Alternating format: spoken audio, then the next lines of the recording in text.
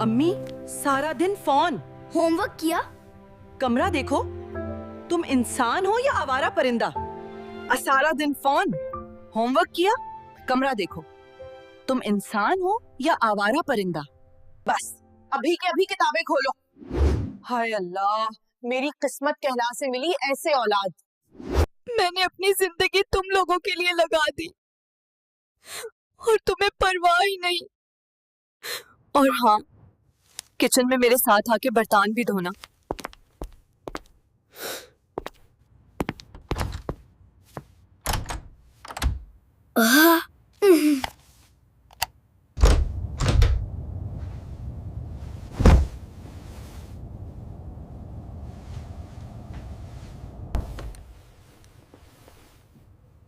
ये क्या हालत है?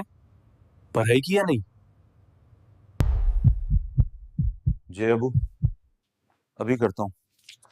माफी, जी अबू। अभी करता हूँ। माफी।